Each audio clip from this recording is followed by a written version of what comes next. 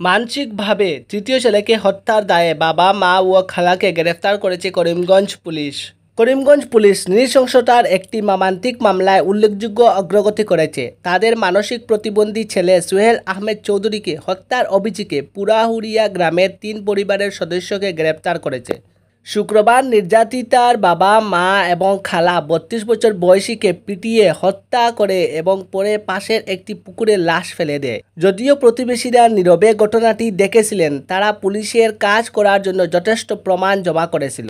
স্থানীয় সূত্রে জানা গেছে, সোহেল আহমেদ চৌধুরী, যিনি মানসিকভাবে অসুস্থ ছিলেন এবং সমস্যাযুক্ত আচরণের ইতিহাস ছিলেন, তার পরিবারের দ্বারা গুরুতর সহিংসতার শিকার হয়েছিল। তার মা দিলওয়ারা বেগম তার বড় বোন হোসনা বেগমের দ্বারা পরিচিত হয়েছিল। সহিংসতায় নারী এবং সোহেলের বাবা আব্দুল শহীদ চৌধুরী উভয়ই জড়িত। তারা প্রথমে লাঠি সোঁটা ও ধারালো জিনিস দিয়ে সোহেলকে মারধর করে পরে তাকে তার ঘরে আটকে রাখে। ভিডিওতে দাঁড়ানোকৃত দিলওয়ারা বেগম ঘরে আগুন ধরিয়ে দেন।